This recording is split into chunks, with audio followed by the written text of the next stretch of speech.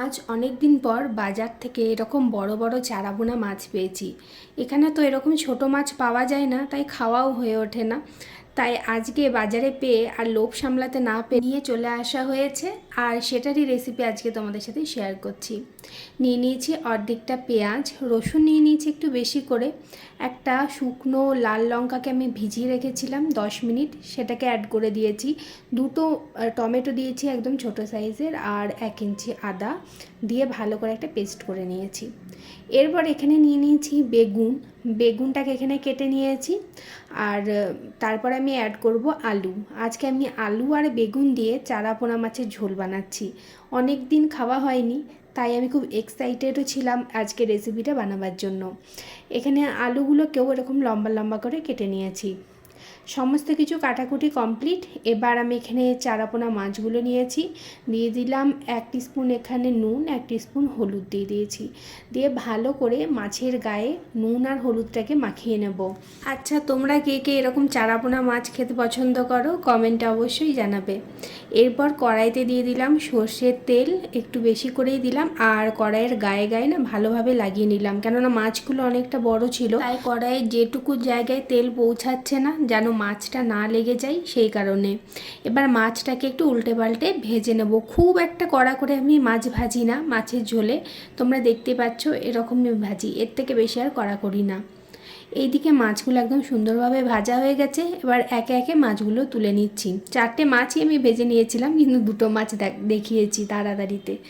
এরপর ওই তেলেই আমি দিয়ে দিলাম বেগুনগুলোকেও একটু ভালোভাবে ভেজে নেব। এখানে খুব কড়া করে ভাজবো না, কিন্তু ভেজে নেব।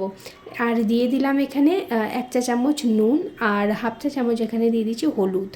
দিয়ে নুন আর হলুদ দিয়ে বেগুনটাকে এখানে ভেজে নিলাম। বেগুন ভাজা কমপ্লিট। বেগুনগুলোকেও এখানে তুলে নিচ্ছি। ওই তেলেই দিয়ে দিলাম কালো জিরে ফোড়ন, আর বেটে রাখা মশলাটা এখানে অ্যাড করে দিলাম। তারপর ভালো করে মশলাটাকে কষিয়ে নিতে হবে। আচ্ছা, তোমরা যদি চারাপোনার আরও কিছু রেসিপি দেখতে চাও আমাকে কমেন্টে জানাতে পারো, আমি না ট্রাই করে দেখব। আরও নতুন নতুন জিনিস আমারও শেখা হবে, প্লাস তোমাদের সাথেও শেয়ার করা হবে। এইদিকে দেখো মশলাটা খুব ভালোভাবে কষে এসেছে। দিয়ে দিলাম এখানে জিরে গুঁড়ো 1 চা চামচ, হলুদ গুঁড়ো 1 চা চামচ, 1 চা চামচ নুন, আর 1/4 টিস্পুন এখানে দিয়ে দিয়েছি চিনি, টেস্টটাকে ব্যালেন্স করার জন্য। নুনটা না আমি এখানে একটু কম করেই দিয়েছিলাম, কেননা বেগুন ভাজার সময় যে নুন আর হলুদটা দিয়ে ভেজেছিলাম না, সেই নুনটা না কিছুটা তেলের মধ্যে পড়েছিল, তাই ভাবলাম কম করে দিই, পরে টেস্ট করে আবার দেওয়া যাবে। এবার ওই মিক্সচার জার ধোয়া জলটাকে অ্যাড করে দিয়েছি। তারপর আলুগুলো দিয়ে ভালোভাবে মিশিয়ে আমি ঢাকা দিয়ে 5 মিনিট এটাকে লো টু মিডিয়াম ফ্লেমে আবারও কষিয়ে নিলাম। তাতে আলুটা খুব ভালো সেদ্ধ হয়ে যাবে। যেহেতু আমি আলুটা আর আলাদা করে ভাজিনি, তাই মশলার সাথে একবারে কষিয়ে নিচ্ছি। এরপরে দিয়ে দিলাম ভেজে রাখা বেগুনগুলো।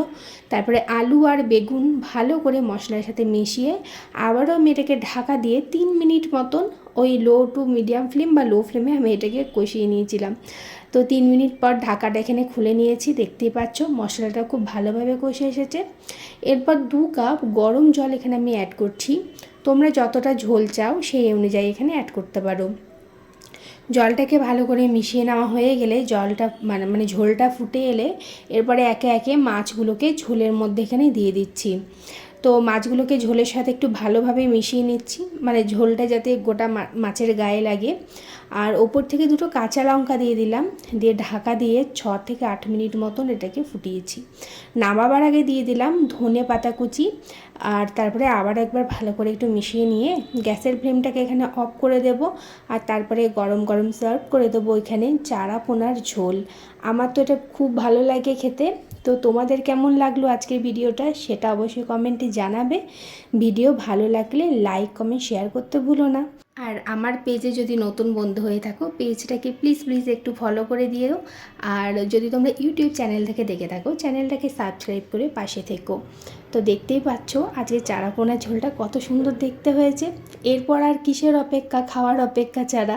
নিয়ে নিয়েছি গরম গরম ভাত, তার সাথে চারাপোনার ঝোল, একটু কাঁচা লঙ্কা ভাতের সঙ্গে মাখাতেই হবে, আর সাথে একটু আলু বেগুন, তারপরে 1 টুকরো মাছ এখানে ভেঙে নেব, আর কাঁটাটাকে ভালো করে বেছে নিয়ে মুখে পুরে নেব। তো টাটা সবাইকে, দেখা হবে আবার নতুন কোনো এক কুকিং ব্লগে।